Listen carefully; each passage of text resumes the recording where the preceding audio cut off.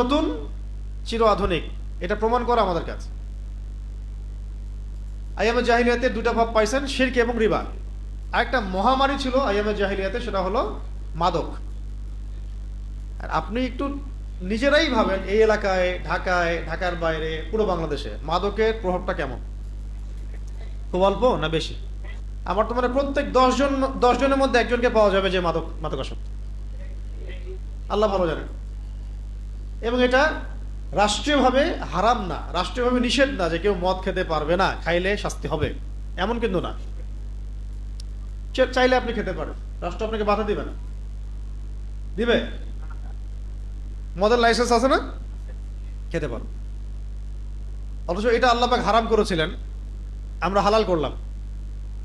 আল্লাহ হারাম করেছিলেন, আমরা কি করলাম? হালাল করলাম। আরেকটা সমস্যা ছিল আইয়ামে জাহেলিয়াতের আরেকটা বড় সমস্যা ছিল গোত্রীয় হানাহানি। গোত্রীয় হানাহানি, এটা আমাদের ওয়ার্ল্ডে এবং এখনকার প্রেক্ষাপটে নাই। এটা এখন পলিটিক্যাল দ্বন্দ্বের রূপ নিয়েছে, সামাজিক দ্বন্দ্বের রূপ নিয়েছে, বৈশ্বিক দ্বন্দ্বের রূপ নিয়েছে। আমরা বুঝতে পারলাম এটাও যায়নি পুরোপুরিভাবে। আরেকটা মারাত্মক সমস্যা ছিল, সেটা হলো জিনা, ব্যভিচার। জিনা, ব্যভিচার, এটা আমাদের সমাজে কম না বেশি? যে চাচাদের দাড়ি পেকে গেছে, তাদের সময় যতটা ছিল না, এখন তার চেয়ে 10 গুণ, 20 গুণ, 30 গুণ বেশি। বেশি না? এগুলো কমন, এগুলো আইয়ামে জাহিলিয়াতেও ছিল, এখন তো মহামারী। এছাড়াও আইয়ামে জাহিলিয়াতে এমন কিছু ছিল না যেটা এখনকার যুগে আছে। এগুলো ছাড়াও আইয়ামে জাহিলিয়াতেও এমন কিছু ছিল না যেগুলো এখনকার যুগে বিদ্যমান। যেমন পর্নোগ্রাফি। আইয়ামে জাহিলিয়াতে কোনো পর্নোগ্রাফি ছিল না। যে যুগটাকে আপনি সবচেয়ে বর্বর বলছেন, সবচেয়ে জঘন্য বলছেন, ওই যুগটাতেও পর্নোগ্রাফির মতো মারাত্মক অভিশাপ ছিল না। ছিল না। মানে জিনাকে ভিডিও করে সারা ওয়ার্ল্ডে ব্যবসা করা, বাণিজ্য করা, এটা কখনো ছিল না।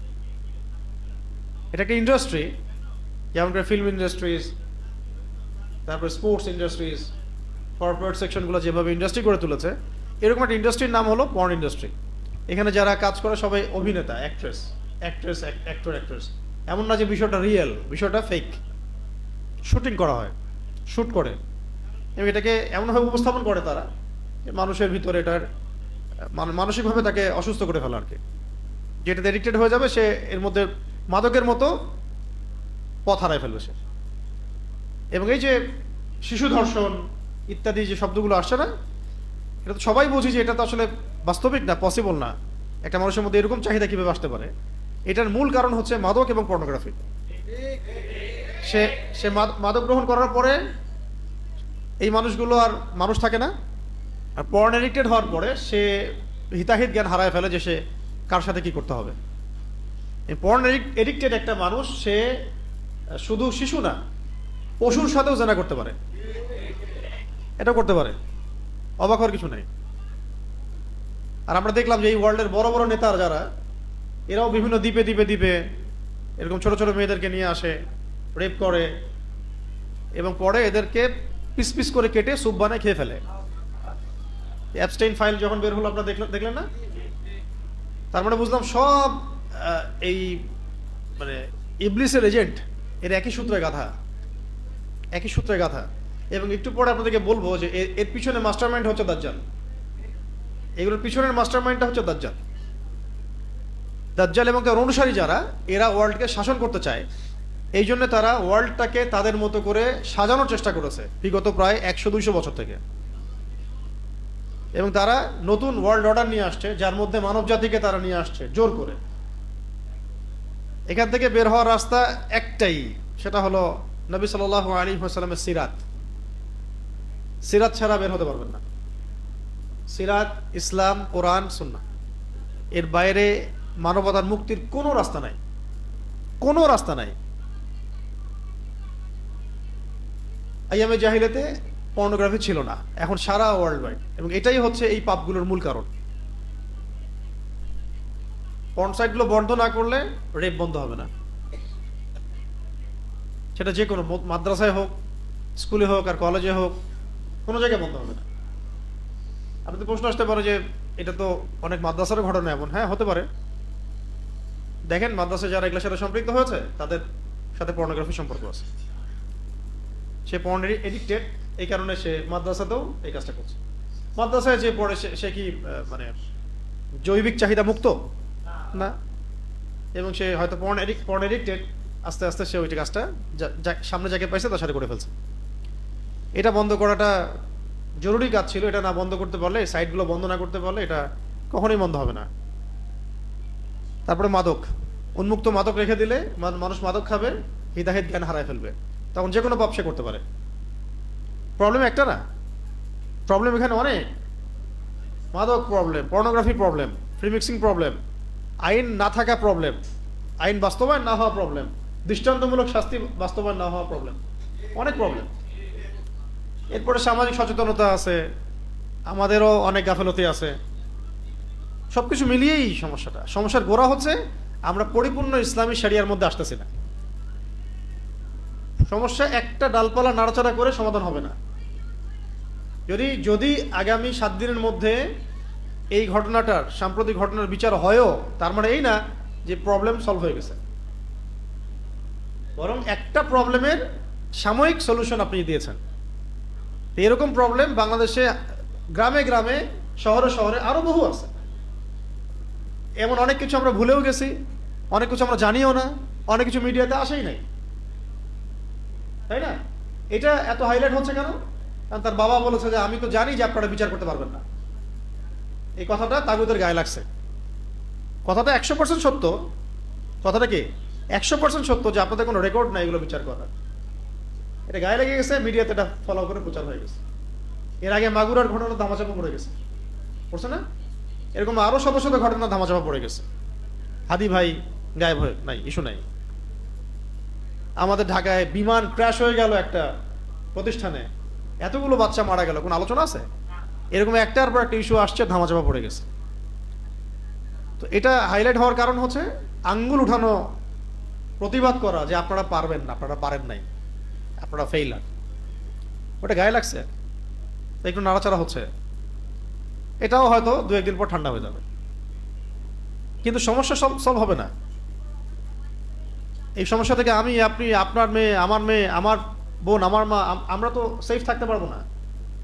কারণ সমস্যার শেকড়ে আমরা হাত দিচ্ছি না। শেকড়ে হাত দেওয়ার জন্য যে ওহির বিধান দরকার, যে দিন দরকার, যে আদর্শ দরকার, যে আইন দরকার, যে শরিয়া দরকার, এখানে আমরা আসছি না কেন? কারণ আমরা নিজেরাই চাই না যে আল্লাহর জমিনে শরিয়া আইন কায়েম হোক। শরিয়া আইন কায়েম হলে তো আমি সুদ খাইতে পারবো না, আমি তখন মদ খাইতে পারবো না, চুরি করতে পারবো না, পতিতালয়ে যেতে পারবো না, মদ খাইতে পারবো না, বারে যেতে পারবো না। আমাকে পর্দা করতে হবে, নামাজ পড়তে হবে, ইসলামী আইনে আসতে হবে। চুরি করলে হাত কেটে ফেলবে, মদ খাইলে বেত্রাঘাত করবে, জিনা করলে বেত্রাঘাত করবে, ডাকাতি করলে একদিকের হাত কেটে ফেলবে, একদিকের পা কেটে ফেলবে, খুন করলে কেসাস করবে, ধর্ষণ করলে প্রকাশ্যে গুলি করে মৃত্যুদণ্ড দিয়ে দিবে একদম। আমরা তো নিজেরাই চাই না যে শরিয়া আইন বাস্তবায়ন হোক, কারণ আমরা তো পাপ করতে পারবো না। শরিয়া আইন হয়ে গেলে আমরা তো নিজেরাই পাপ করতে পারবো না। মানুষ পাপের এক্সেসের জন্যই শরিয়া আইন চায় না আমাদের দেশে। আমরা এমন ইসলাম চাই যেটা একটু সুইট ইসলাম, মিষ্টি মিষ্টি। আর আমরা একটু ইসলাম পালন করব, আবার একটু অন্যায় করব, আবার একটু সুবিধা মতো কিছু ইসলামী বিধান পালন করব, আবার নিজে যেটা পারি না সেটা ইগনোর করব। এভাবে চাই আমরা আনুষ্ঠানিক ইসলাম চাই, পরিপূর্ণ ইসলাম চাই না। এই জন্য আল্লাহ পাকের পক্ষ থেকে এই যে সিচুয়েশনগুলা, এগুলো আমাদের উপরে গজব, আযাব, যিল্লাতি, এগুলো আমাদের উপরে জিল্লতি, আযাব, গজব। এবং আপনারা ভাববেন না যে এটা শেষ হয়ে গেছে, ভাববেন না যে এটা শেষ, দরকার নেই। আপনারা ভাববেন না যে এটাই শেষ ঘটনা, হতেই থাকবে যতদিন পর্যন্ত না এই নেশন পরিপূর্ণ শরিয়া আইন দ্বারা পরিচালিত হয়। আর অনেকে বলবে যে এটাই কি একমাত্র সমাধান? শরিয়া আইন বাস্তবায়ন করাটাই একমাত্র সমাধান না।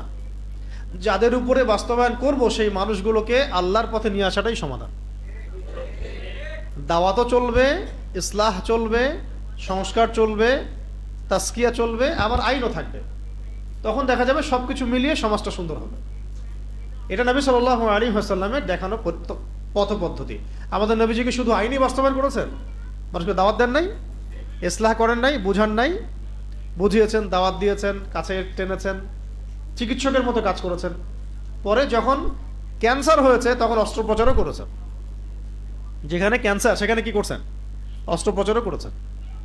ওটা হলো ইসলামে হুদুদ, কিসাস এবং জিহাদ। এবার আইয়ামে জাহিলিয়াতে আপনি ট্রান্সজেন্ডার পাবেন না। আমি বলেছিলাম আইয়ামে জাহিলিয়াতে এমন কিছু নাই যেটা এখনকার যুগে আছে। আইয়ামে জাহিলিয়াতে কি নাই? ট্রান্সজেন্ডার নাই। আপনার সমাজে আছে, আমাদের সমাজে আছে। আইয়ামে জাহিলিয়াতে বিয়ে কেন্দ্রিক এত জাহালাত ছিল না। 12 বছরের, 15 বছরের, 18 বছরের কোনো নারী বিয়ে করলে কেউ বলতো না যে সে বাল্য বিবাহ করছে। কমন ছিল ওই সময়। আইয়ামে জাহিলিয়াতে তালাকপ্রাপ্ত মেয়ের বিয়ে সহজেই হতো, একাধিক বিয়েও হতো সহজেই। আইয়ামে জাহিলিয়াতে মার্কেট প্লেস উন্মুক্ত ছিল, আমাদের এখনকার মতো সিন্ডিকেট ছিল না। আইয়ামে জাহিলিয়াতে ভাই, নিজের ভাই বা গোত্রের মানুষ, এলাকার মানুষ, গোত্রের মানুষ, সে যদি অন্যায় করত পুরা গোত্র তাকে সাপোর্ট দিত। এত বন্ডিং ছিল তাদের মধ্যে। আর ন্যায় করলে তো কোনো কথাই নাই। যেমন নবী সাল্লাল্লাহু আলাইহি ওয়াসাল্লাম নবুয়তের দাওয়াতের কাজ করছেন, পুরা বনু হাশেম গোত্র তাকে সাপোর্ট দিচ্ছে। বনু হাশেমের সবাই ইসলাম কবুল করে নাই, কিন্তু তাকে সাপোর্ট দিচ্ছে গোত্রের কারণে। নবী সাল্লাল্লাহু আলাইহি ওয়াসাল্লামকে বয়কট করা হয়েছে 3 বছর। এই শিয়াবে আবু তলেবে পাহাড়ের নিচে তারা উন্মুক্ত একটা কারাগারের মধ্যে, বলা যায় উন্মুক্ত খোলা আকাশের নিচে তারা বসবাস করেছেন 3 বছর। তো বনু হাশেম, পুরা বনু হাশেম গোত্র নবী সাল্লাল্লাহু আলাইহি ওয়াসাল্লামের পাশে গিয়ে দাঁড়িয়েছে, আমরা তোমার সাথে আছি। এই বন্ডিং আপনি এখন ইসলামপন্থীদের মধ্যেই পাবেন না। এই যে বন্ডিংটা, এটা আপনি ইসলামপন্থীদের মধ্যেই পাবেন না। আর এখানে তো বনু হাশেমের সবাই ইসলাম কবুল করে নাই, অমুসলিম তারা। তখন তারা নবী সাল্লাল্লাহু আলাইহি ওয়াসাল্লামকে সাপোর্ট দিয়েছেন গোত্রের কারণে। আমার চাচা, আমার ভাতিজা, আমার ভাতিজা, আমার মামা, আমার এই কারণে। এটা আইয়ামে জাহিলিয়াতে ছিল, এই যুগে পাবেন না আপনি। আইয়ামে জাহিলিয়াতে তারা যে জুয়া খেলতো, জুয়া তো খেলতো ওরা। তো এই জুয়ার টাকা দিয়ে তারা বহু মানুষকে উপকার করত। হ্যাঁ, ওদের মধ্যে এগুলো ছিল। মেহমান আসলে বাসায় যদি একটা মাত্র পশু থাকতো, গবাদি পশু, একটাই পশু আছে তার, ওইটাও সে কুরবানি করে খাওয়াই দিত। আইয়ামে জাহিলিয়াতেও মানুষ এমন ছিল। আইয়ামে জাহিলিয়াতে সম্ভ্রান্ত বংশের কোনো মেয়ে কখনো জেনা করতো না। সম্ভ্রান্ত ভালো বংশের কোনো মেয়ে কখনো ব্যভিচার করতো না। যখন মক্কা বিজয় হয়ে গেছে তখন নবী সাল্লাল্লাহু আলাইহি ওয়াসাল্লাম সবাইকে মাফ করে দিয়েছেন, বায়াত নিচ্ছেন। তখন আবু সুফিয়ানের স্ত্রী হিন্দা রাদিয়াল্লাহু আনহা, তাদের বায়াত নেওয়া হচ্ছে। তখন নবী সাল্লাল্লাহু আলাইহি ওয়াসাল্লাম বলছেন যে তোমরা আল্লাহর সাথে কাউকে শরীক করবে না, জিনা করবে না। যখন বলেছেন জিনা করবে না, তখন তিনি বলছিলেন যে ইয়া রাসূলুল্লাহ, সম্ভ্রান্ত বংশের কোনো মেয়ে কি জিনা করতে পারে? আইয়ামে জাহিলিয়াতেও তারা এটাকে বুঝতেন যেটা তো কখনো সম্ভবই না। সম্ভ্রান্ত বংশের একজন নারী কিভাবে জিনা করতে পারে? আইয়ামে জাহিলিয়াতে কোনো কিছুকে সত্য বলে তারা যদি বিশ্বাস করতো, এর উপর থাকতো, তারা জান দিয়ে দিবে, তাও এর বাইরে যাবে না। আর যদি কোনো কিছু মিথ্যা মনে করে তাহলে তারা সেটা স্বীকার করবে না। আইয়ামে জাহিলিয়াতেও আবু জেহেল, আবু লাহাব, উতবা, সাহেবারা এটা বিশ্বাস করতো যে কোরআন আল্লাহর বাণী, কিন্তু পলিটিক্যাল কারণে বিরোধিতা করত। আবু জেহেল জানতো কোরআন আল্লাহর বাণী। আইয়ামে জাহিলিয়াতে আবু জেহেলরাও আল্লাহকে বিশ্বাস করত। তারা বলতো যে আমরা আল্লাহ পাকের তাওহীদের রুবুবিয়্যাত তো বিশ্বাস করি, মানতে অসুবিধা কি? অন্য ইলাহগুলো বাদ দিতে হবে, এটা মানতে অসুবিধা। আর মুহাম্মাদের আনুগত্য করতে হবে, এটা মানতে অসুবিধা। আইয়ামে জাহিলিয়াতে ওই বড় বড় কাফের যারা ছিল, এরাও কেউ নবুয়ত দাবি করে নাই, কেউ বলে নাই যে আমরা নবী। বলেছে আমরা এই নবীকে মানি না, দাবি করে নাই যে আমরা নবী। এখন এই আধুনিক যুগে এসে, সো কল্ড আধুনিক যুগে এসে ভণ্ড নবীর ছড়াছড়ি সব জায়গায়, এবং ওই ভণ্ডদের সাথে আমরা ব্যবসা করি, বাণিজ্য করি, ওদের পণ্য ছাড়া চলে না। মানে এভাবে বলতে থাকলে আপনাদের আজকে রাত 12টা বাজবে। আর আমি এক কথায় বলতে চাচ্ছি, আইয়ামে জাহিলিয়াতে এমন অনেক কিছু ছিল না যেটা আপনি এখনকার ওয়ার্ল্ডে দেখতে পারবেন। বাচ্চাদেরকে রেপ করা, তাদেরকে মেরে জবাই করা, বা ওদেরকে পিস পিস করে কেটে স্যুপ বানায় খেয়ে ফেলা, অ্যাবস্টেইন ফাইলের মতো, এইগুলো আপনি আইয়ামে জাহিলিয়াতে পাবেন না।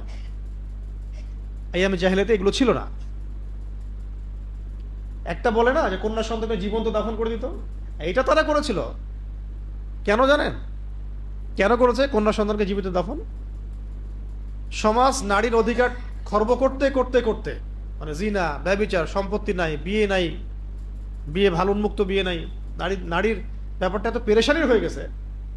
বাবা মনে করতো যে এই মেয়েকে নিয়ে আমি সারা জীবন কি করব, এই মেয়ের নিরাপত্তা আমি কিভাবে দিব, এই মেয়েকে নিয়ে আমি কিভাবে চলবো সমাজের মধ্যে।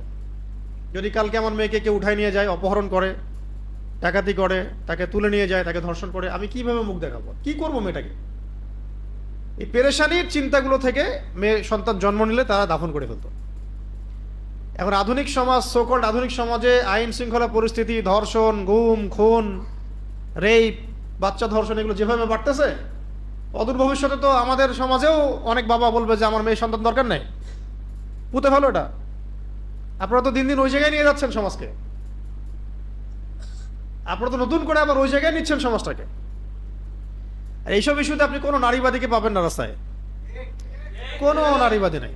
নারীবাদী কোনো সংগঠন, শাহবাগ, রাম, বাম, প্রগতিশীল কেউ নাই। এই কাজের চেয়েও যদি ছোট কোনো কাজও দাড়ি টুপি বলা কোনো মানুষ করতো, এদের কাউকে বাসায় পাইতেন না, সব রাস্তায়। এখন এগুলো নাই। বুঝতে পারতেছেন যে আসলে সমস্যাটা কোথায়? এদের সবার সমস্যা ইসলাম নিয়ে।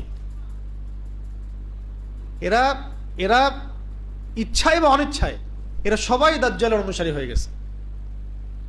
শেষ জামানার সবচেয়ে বড় ফিতনা হলো এটা দাজ্জাল।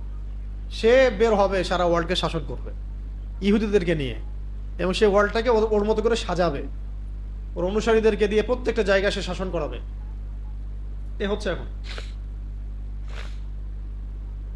এইরকম একটা সমাজে, যেটা কথা আমি বললাম যে আমি জাহিলিয়াতের মধ্যে, এমন একটা সমাজে নবী সাল্লাল্লাহু আলাইহি ওয়াসাল্লাম যখন বেড়ে উঠতেছেন, তিনি নিজে কখনো কোনো পাপের সাথে সম্পৃক্ত হন নাই। মাসুম মিনান নাস, আগেও কোনো গুনাহ করেন নাই, পরেও কোনো গুনাহ করেন। মূর্তি পূজাকে ঘৃণা করতেন, বরং তিনি ওই সময় এতিমদের খোঁজ খবর নিতেন, বিধবাদের খোঁজ খবর নিতেন, মানে মুসাফিরের সাহায্য করতেন, দরিদ্র সাহায্য করতেন, আত্মীয়তা সম্পর্ক রক্ষা করতেন, মানুষের উপকার করতেন। তিনি পেরেশান থাকতেন যে মানুষগুলোকে কিভাবে আল্লাহর পথে বা ভালো পথে ফেরাবো। হেল্পফুল ফুজর তৈরি করলেন মানুষকে সঠিক পথে আনার জন্য, গৃহযুদ্ধ যেন বন্ধ হয়। এভাবে যখন তার বয়স 40-এ পৌঁছালো, এর মধ্যে তিনি বিয়ে করলেন, ব্যবসা করলেন, বিয়ে করলেন, স্ট্যাবলিশ হলেন। 40 বছর বয়সে আল্লাহ রাব্বুল আলামিন তাকে ওহী করলেন, ইকরা বিসমি রাব্বিকাল্লাযী খালাক, খালাকাল ইনসানা মিন আলাক, ইকরা ওয়া রাব্বুকাল আকরাম আল্লাযী আল্লামা বিল কলম আল্লামাল ইনসানা মা লাম ইয়ালাম। এখানে একটা পয়েন্ট হচ্ছে যে এই জাহেলি সমাজটাকে যে নবী আপনি পরিবর্তন করতে চাচ্ছেন, এটা মানুষের মস্তিষ্ক প্রসূত জ্ঞান দিয়ে, বিদ্যা দিয়ে, বুদ্ধি দিয়ে হবে না। ওই যে হেরা গুহায় নবীজি বসে থাকতেন, ধ্যান করতেন, আল্লাহকে ডাকতেন, ইবাদত করতেন, এটার অর্থ হচ্ছে নবী সাল্লাল্লাহু আলাইহি ওয়াসাল্লাম সমাজের এই অরাজকতার অবস্থা দেখে নিজেকে আলাদা করে রাখতেন,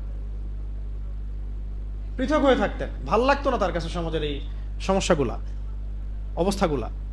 নিজে একা থাকতেন, হেরা গুহায় বসে থাকতেন, ধ্যান করতেন, আল্লাহকে পর্যন্ত।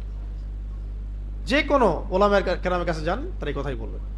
ওই সময় মদিনা আইন নাজিল হচ্ছে যে এখন যদি কেউ কাউকে অন্যায়ভাবে হত্যা করে, তাহলে হত্যার বদলে হত্যা করবে।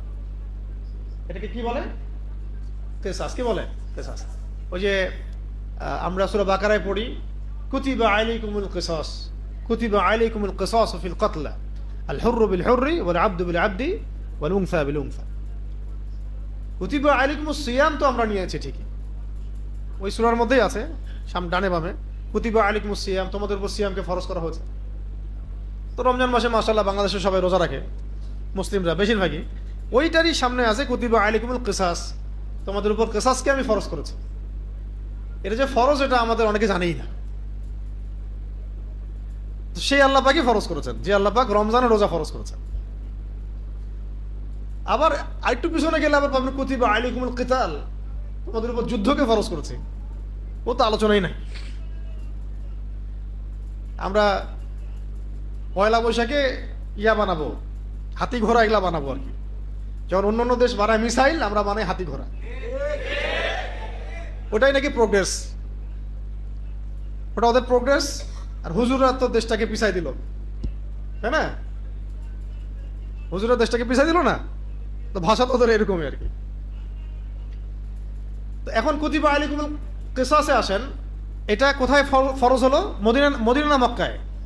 মদিনায়। কারণ এখানে আমাদের রাষ্ট্র আছে, আমাদের সবকিছু আমাদের কন্ট্রোলে। এখানে আল্লাহ পাক আমাদেরকে আইন দিচ্ছেন একটা একটা করে। কুতিবা আলাইকুমুল কিসাস, তোমাদের মধ্যে কেউ যদি কাউকে হত্যা করে অন্যায়ভাবে, এটা কিসাস করতে হবে, মানে হত্যার বদলে হত্যা। আল্লাহ পাক আইন দিলেন, জিনা যদি কেউ করে এখন মদিনায়, তাহলে 100টা বেত্রাঘাত করবে। কয়টা? 100টা বেত্রাঘাত করবে। এই আইনটা কি ইহুদিদের জন্য প্রযোজ্য না মুসলিমদের জন্য? ওই মদিনার মুসলিমদের জন্য আইনটা আল্লাহ পাক দিচ্ছেন। কেউ যদি ইহুদি ধর্ম থেকে এসে বলে যে আমাকে এই আইনে বিচার করেন, সেটা অন্য ইস্যু। কেউ যদি বলে আমি ইহুদি ধর্ম ত্যাগ করে মুসলিম হলাম, আমাকে এখন এই আইন দ্বারা বিচার করেন, সেটা অন্য ইস্যু। যদি কোনো বিবাহিত ব্যক্তি ব্যভিচার করে, বিবাহিত কোনো ব্যক্তি যদি ব্যভিচার করে, তাহলে তাকে কোমর পর্যন্ত পুঁতে পাথর নিক্ষেপ করে রজম করবে। তাহলে অবিবাহিতর জন্য একটা আইন, বিবাহিত হলে আরেকটা আইন। এগুলো কিন্তু আল্লাহ পাকের আইন। ঠিক যেমন নামাজ পড়তে হবে, নামাজের আগে ওযু করতে হবে, হজের বিধান আছে, জাকাতের বিধান আছে, রমজানের সওমের বিধান, এগুলো যেমন শরিয়া, এটাও শরিয়া, এগুলো শরিয়া। আবার দিলেন, যদি কেউ ডাকাতি করে, তাহলে হাত পা উল্টা দিক থেকে কেটে ফেলবে, হাত পা উল্টা দিক থেকে কেটে ফেলবে। কেউ যদি আল্লাহ এবং তার রাসূলকে গালি দেয়, মানে মুরতাদ হয়ে যায়, কটূক্তি করে মুরতাদ হয়ে যায়, তাহলে তাকে মৃত্যুদণ্ড দিবে। ধর্ষণ করলে প্রকাশ্যে মৃত্যুদণ্ড দিবে আর কি। এইভাবে বেশ কিছু আইন নাজিল করা হলো মদিনায়। এখন এই লসগুলো কে দিয়েছেন? আল্লাহ রাব্বুল আলামিন। কখন দিয়েছেন? মদিনায়। এই আইনগুলো কোথায় আছে? কোরআনে এবং হাদিসে এবং সুন্নায়। যদি কেউ এই আইনগুলোকে মধ্যযুগীয় বর্বর বলে, সে কাফের। যদি না জেনে বলে, জানি না, কোনো কিছু জানে না, পড়াশোনা করে নাই, না জানে, বুঝে না, তাহলে তাকে সুযোগ দিতে হবে যে আপনি কি জানেন যে ইসলামের এই কথাগুলো বলা কুফরি? জেনে বুঝে যদি বলে হ্যাঁ আমি জানি এগুলো ইসলামে আছে, জেনেই বলছে এটা মধ্যযুগীয়, তাহলে স্পষ্ট কাফের। আর যদি বলে আমি জানতাম না ইসলামে এগুলো আছে, আমি পড়ি নাই, এখন জানলাম, তওবা করে ফিরে আসলাম, তাহলে আল্লাহ পাক সুযোগ দিবেন তওবা। এখন এই আইনগুলোর ইম্প্যাক্টটা কি ছিল এটা দেখাই। এই আইনগুলোর ইম্প্যাক্ট কি ছিল, যেটাকে এই রামবাম প্রগতিশীল যেগুলো আছে সকল, তারা যেটাকে মধ্যযুগীয় বলতেছে, বরং এটা কিন্তু মধ্যযুগীয় হলো না, বরং আইয়ামে জাহেলিয়াতকে দূর করলো। বরং এই আইনগুলা আইয়ামে জাহেলিয়াতে যে ব্যাপক চুরি, ব্যাপক জেনা, ব্যাপক ধর্ষণ, ব্যাপক সুদ, ব্যাপক শিরক, ব্যাপক ফাসাদ, এগুলোকে 23 বছরে দূর করে দিল এই আইনগুলা। কিভাবে দূর করে দিল? এই আইনের আগে মানুষকে তৈরি করা হলো ইমানের দাওয়াত দিয়ে, আকীদার দাওয়াত দিয়ে, ইসলামের দাওয়াত দিয়ে, পরকালের চেতনায় উদ্বুদ্ধ করে আল্লাহর কাছে ফিরে আসো, আমাদেরকে আল্লাহর কাছে জবাব দিতে হবে, কবর আছে, মিজান আছে, পুলসিরাত আছে, কিয়ামত আছে। মানুষ ইন্টারনালি পরিবর্তন হতে শুরু করলো। যখন মানুষ পরিবর্তন হতে হতে এমন একটা জায়গায় আসলো যে তারা যে কোনো আইন মানতে প্রস্তুত আল্লাহ পাকের পক্ষ থেকে, তখন বিধানগুলো আসা শুরু করলো। শুরুতে কিন্তু বিধান চাপিয়ে দেওয়া হয় নাই। আগে মানুষের আকীদা আমল সংস্কার করা হয়েছে, যে মানুষ এগুলো মানার মতো যোগ্য কিনা। শুরুতেই বলা হয়নি মদ ছেড়ে দাও, প্রথমে বলা হয়েছে মদের মধ্যে উপকারিতা আছে কিছু, ক্ষতি বেশি। হ্যাঁ, তারপরে বলা হলো যে মদ খেয়ে তোমরা নামাজের ধার কাছে এসো না। ধাপে ধাপে চতুর্থ ধাপে গিয়ে বলা হলো মদ হারাম। মানে একটা নেশনকে আগে তৈরি করা, শরিয়া বিধান মানার ব্যাপারে উদ্বুদ্ধ করা। এটাই হচ্ছে আমাদের কাজ বাংলার মাটিতে। কারণ বাংলাদেশের মানুষ আল্লাহকে মহব্বত করে, রাসূলকে মহব্বত করে, দিনকে ভালোবাসে, কিন্তু এখন তারা কি শরিয়া আইন মানার জন্য প্রস্তুত কিনা, ওই জায়গায় নিয়ে যেতে হবে আগে। এখন যেমন সবাই বলতেছে না যে এইসব আইন দিয়ে কোনো কাজ হবে না, এখন বলতেছে না শরিয়া আইন অনুযায়ী বাস্তবায়ন করেন, ফয়সালা করেন। এই আগুন থামাইতে পারবেন না তো আপনারা। মানুষকে, মানে আলেমদেরকে জেল দিয়ে মানুষকে মাইনাস করে ফেলে এই জেনারেশনের মধ্যে আগুন থামাইতে পারবেন না। এভাবে আস্তে আস্তে বেশিরভাগ মানুষই বলা শুরু করবে যে আমরা এইসব তন্ত্রমন্ত্র চাই না, আল্লাহর আইন চাই। এই দিন বেশি দূরে নাই, কিন্তু এই প্রত্যেকটা ঘটনাই একটা একটা করে আস্তে আস্তে মানুষের মধ্যে এটা উস্কে দিবে, আগুন স্ফুলিঙ্গ তৈরি করবে যে এগুলো বোগাস জিনিস, bogus economy, bogus political system, এগুলো দিয়ে আমাদের কোনো কাজ নাই। আমাদের কাছে কোরআন আছে, সুন্নাহ আছে, আল্লাহ আছেন, রাসূল আছেন, এই আইন দিয়ে আমরা চলবো। মানুষই বলবে ইনশাআল্লাহ কয়েকদিন পরে। মানুষকে দাওয়াতটা দেয়াই হচ্ছে আমাদের কাজ, এবং এটা যে সবচেয়ে আধুনিক সেটা তারা বুঝবে, এবং এটাতে কাজ হচ্ছে। কিভাবে এই আইনগুলো সমাজ চেঞ্জ করলো দেখেন, কয়েকটা এক্সাম্পল দিয়ে, মিসাল দিয়ে বিশেষ করতেছে। একজন সাহাবী তিনি নবী সাল্লাল্লাহু আলাইহি ওয়াসাল্লামের কাছে এসে বললেন যে, ইয়া রাসূলুল্লাহ, যে চুরি করেছে সে তো বনু মখজুম গোত্রের, বনু মখজুম গোত্রের মখজুমি নারী চুরি করেছে, এখন সম্ভ্রান্ত বংশের মেয়ে। আল্লাহ পাক তো বলেছেন হাত কেটে ফেলতে। কেউ বলার সাহস পাচ্ছে না নবী সাল্লাল্লাহু আলাইহি ওয়াসাল্লামকে যে এটার কোনো শিথিলতা আছে কিনা, ফাঁকফোকর আছে কিনা। তো সবাই পরামর্শ করে একটা কাজ করলো। ওসামা বিন জায়েদ রাদিয়াল্লাহু আনহু, তিনি নবী সাল্লাল্লাহু আলাইহি ওয়াসাল্লাম প্রিয় ভাজন, তো ওসামাকে দিয়ে বলানো যায় কিনা। তিনি হচ্ছে জায়েদ বিন হারেসা রাদিয়াল্লাহু আনহুর ছেলে। ওসামা বিন জায়েদ রাদিয়াল্লাহু আনহু, জায়েদ বিন হারেসা তায়েফের সাথী, ঠিক আছে। ওসামা বিন জায়েদ রাদিয়াল্লাহু আনহু এসে কোনোভাবে এটা একটু বলেই ফেলছেন, ইয়া রাসূলুল্লাহ তো বনু মখজুম গোত্রের মেয়ে। তখন নবী সাল্লাল্লাহু আলাইহি ওয়াসাল্লাম মানে রাগে চেহারা লাল হয়ে গেছেন। তিনি বলছেন যে, তুমি সুপারিশ করতেছো আমার কাছে মখজুমি নারীর ব্যাপারে?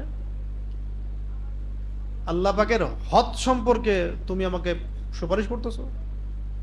জেনে রাখো যে আমার মেয়ে ফাতিমাও যদি চুরি করতো আমি তার হাত কেটে ফেলতাম। আর শুধু আইন না, আইনের বাস্তবিক প্রয়োগ দিয়ে সমাজ সংস্কার হয়েছে, এবং সেটা আল্লাহ পাকের আইনের বাস্তব প্রয়োগ দিয়ে। থিওরিটিক্যাল ছিল না বিষয়টা, প্র্যাকটিক্যাল ছিল, এবং এত ইনসাফ, এত ন্যায় ছিল যে আমার মেয়ে হলেও আমি এটা করবো। আমার মেয়েও যদি চুরি করে আমি তার হাত কেটে ফেলবো। তো নবী সাল্লাল্লাহু আলাইহি ওয়াসাল্লামের এই অংশটুকু আমরা নিতে চাই না। নবী সাল্লাল্লাহু আলাইহি ওয়াসাল্লাম মধু খাওয়া, মিষ্টি খাওয়াটা আমরা নিতে চাই, ঠিক আছে। এবার একজন নারী আসছেন, উনিও সাহাবী, এসে বলছেন যে, ইয়া রাসূলুল্লাহ, আমি তো অন্যায় করে ফেলছি, আমাকে পবিত্র করেন। কি করছো অন্যায়? আমি অন্যায় করেছি ইয়া রাসূলুল্লাহ, আমাকে পবিত্র করেন। না, তুমি বাসায় চলে যাও, বাসায় যাও, আল্লাহর কাছে ইস্তেগফার করো, আল্লাহ মাফ করে দেবে। আর কোর্টে মামলা চলে আসলে তো বিচার করতে হবে, তুমি বাসায় যাও, ইস্তেগফার করো, আল্লাহ মাফ করে দিবে। তিনি বলছেন, না ইয়া রাসূলুল্লাহ, আপনি মায়েজ আসলামী রাদিয়াল্লাহু আনহুকে যেভাবে ফিরাই দিয়েছেন আমাকে সেভাবে ফিরাই দিবেন না। আমি পবিত্র হইতে চাই, আমাকে পবিত্র করেন। মানুষের ঈমান দেখেন, মানুষ বলতেছে অন্যায় করে এসে, ইয়া রাসূলুল্লাহ, আমি পবিত্র হতে চাই, আমাকে পবিত্র করেন। তিনি বলছেন যে, তুমি কি এমন অন্যায় করেছো? তিনি বলছেন, আমি গর্ভবতী হয়ে গেছি ইয়া রাসূলুল্লাহ। তো নবী সাল্লাল্লাহু আলাইহি ওয়াসাল্লাম বলছেন যে, বাসায় যাও, আল্লাহর কাছে ইস্তেগফার করো, সন্তান জন্ম হোক, তারপরে দেখা যাবে কি করা যায়। সন্তান জন্ম হলো, নিয়ে আসলেন সন্তানকে কোলে করে, দুধের বাচ্চা। ইয়া রাসূলুল্লাহ, আমার বিচার করে দেন। তিনি বললেন যে, সন্তান ছোট, এখন দুধ পান করবে, দুধ পান করানো শেষ হোক, তারপরে বিচার করবে।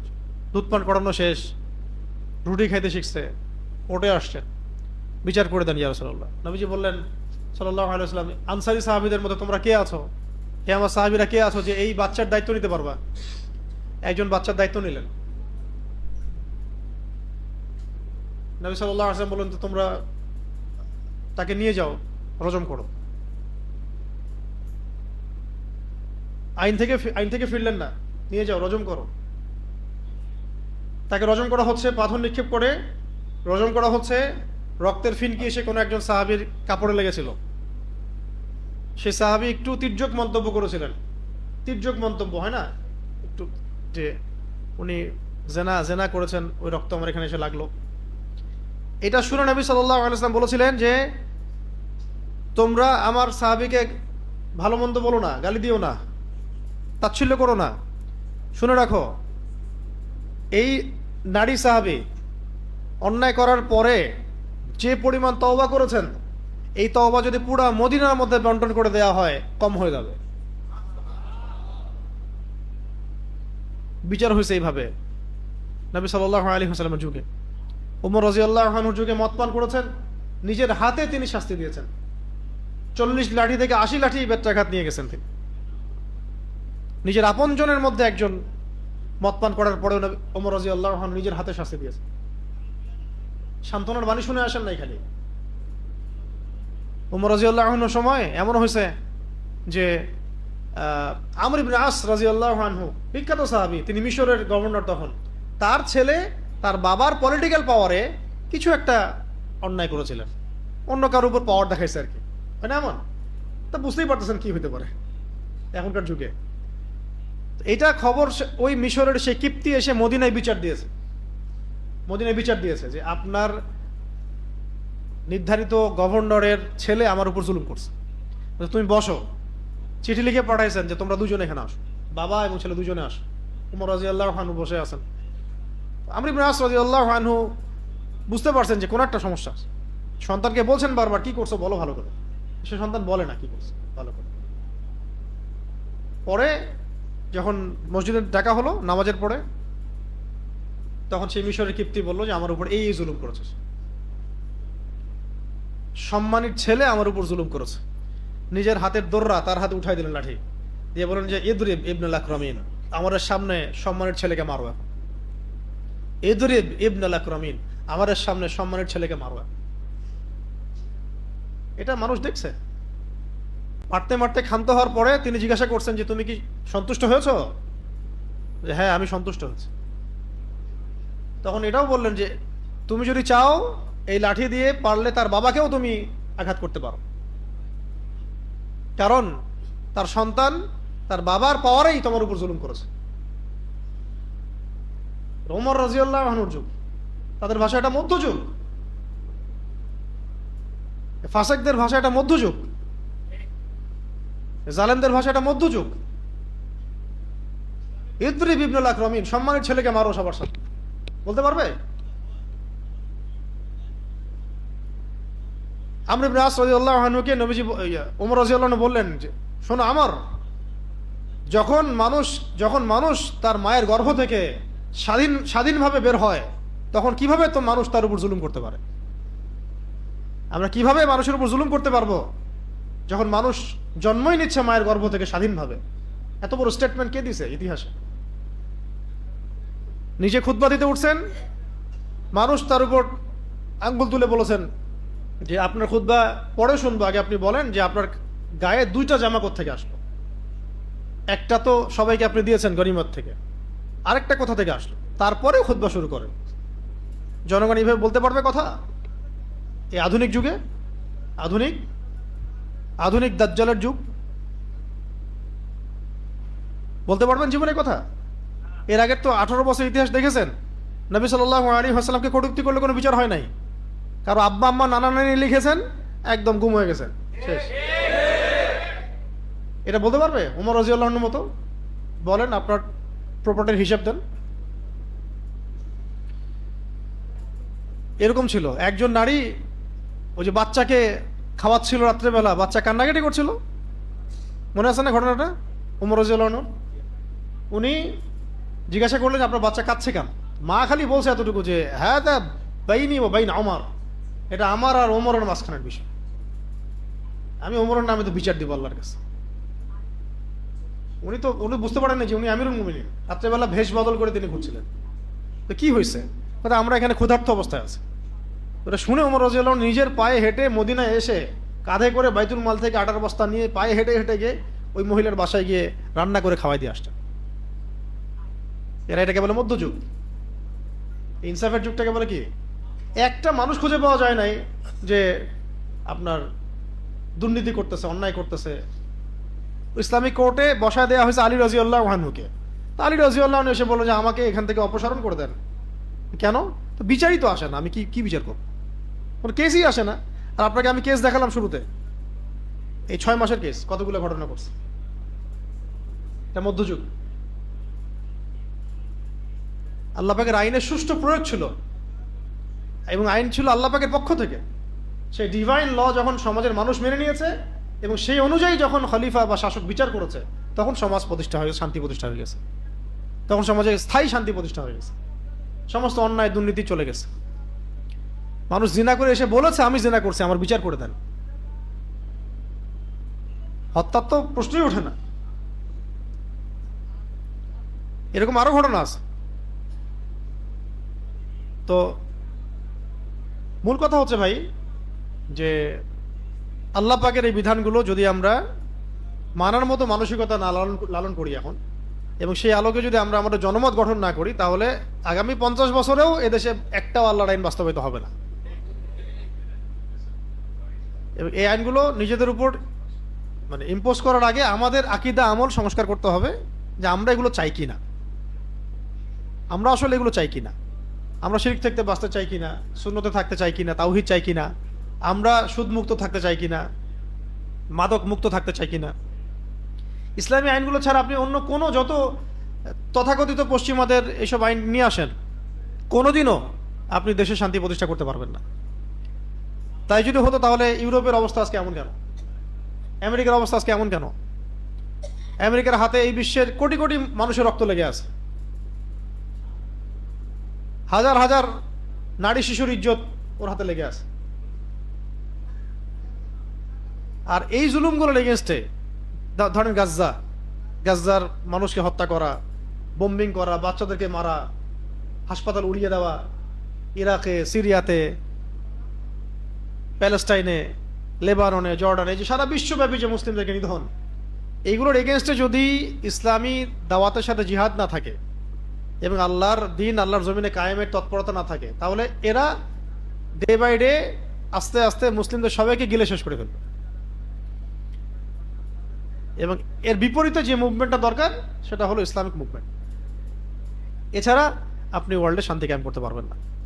আল্লাহ পাক আমরা সবাইকে ইসলামী আইনের সৌন্দর্য বোঝার তৌফিক দান করুন। বর্বর তো এই যুগের আইন, এই যুগের আইন হলো বর্বর, দাজ্জালীয়। যখন একজন অপরাধী বলতেছে যে আমিই করছি, তবুও 3 মাস লাগে, 1 মাস লাগে, 7 দিন লাগে, 10 দিন লাগে, সে বলতেইছে যে আমি তো করছি, তাও রিপোর্ট আসতে হবে, 48 ঘন্টা লাগবে, ডিএনএ রিপোর্ট আসবে, এইটা হবে সেটা হবে। ইসলামী আইনে একটু দ্রুত বিচার হয়ে যাবে। রেপ করছে, এমন রেপের হাজার হাজার কেস আছে, বিচার হয় নাই। জিনার তো ওরকম কোনো রাষ্ট্রীয় বিচার নাই। স্বেচ্ছায় যদি কেউ জিনা করে ওটাকে আবার ধর্ষণ বলাও হবে না। মদের নাই, মদ পানের কেসাস বহু। জুলাই, আপনাদের জুলাইয়ের সবার তো বিচার হয়েছে না? হবে, অপেক্ষা থাকেন। সমাধান একটাই, নিজেরা ইসলামের দিকে আসা, মানুষকে দাওয়াত দেওয়া এবং আল্লাহর জমিনে পরিপূর্ণ ইসলাম কায়েমের চেষ্টা করা।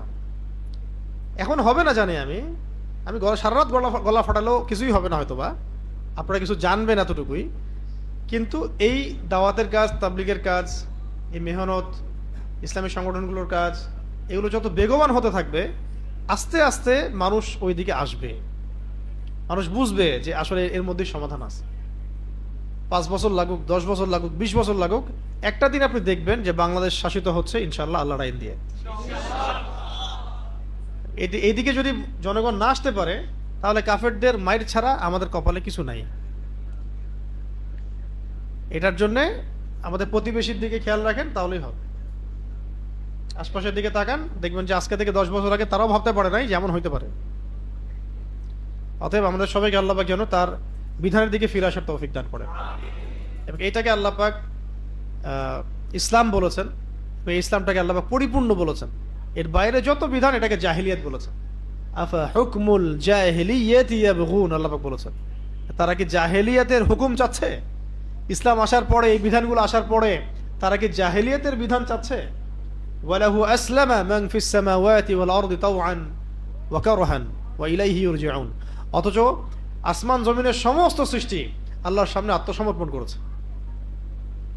শেষ করার আগে এটাও বলি, এই আত্মসমর্পণ মানে হলো সামি'না ওয়া আতা'না, শুনলাম মানলাম, শুনলাম মানলাম। ইব্রাহিম আলাইহিস সালামের মতো সন্তানকে রেখে আসতে হবে, প্রশ্ন নাই এখানে কোনো।